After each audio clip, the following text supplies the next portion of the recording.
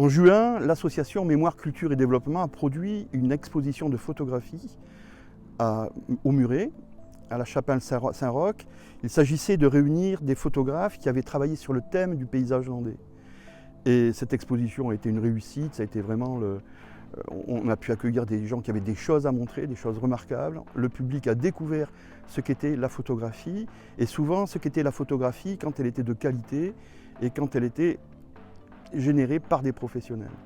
Et Alain de Sigoyer, qui est le responsable de l'association Une pierre à l'édifice, m'avait demandé si on pouvait prêter cette exposition le temps des journées du patrimoine à Belin pour 2023. Et donc, je vais donner mon accord, bien sûr, mais je me suis dit, on va peut-être rajouter un plus. Et je savais que c'était le centenaire de Bernard Manciette, écrivain landais.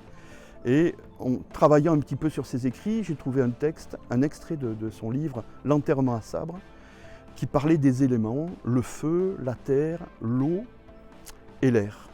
Et donc, autour de ces éléments, je me suis dit, est-ce qu'on peut rester fidèle au personnage, et puis montrer au public ces éléments, surtout des éléments qui les concernent très directement. Je veux parler du feu, je veux parler du vent et de la tempête Klaus, je veux parler des pluies, des intempéries et des débordements des crues de la Leyre qu'on a connus il y a 2 ans. Et tout ça semblait cohérent sur le papier. Ensuite, il a fallu rassembler les photographes, les amener à collaborer à ce projet. Et tout ça s'est mis en place. Grâce à l'association Une pierre et l'édifice, on a pu mettre en place concrètement cette exposition. Et on a pu la mettre en place dans un lieu un petit peu emblématique, l'église de Mons.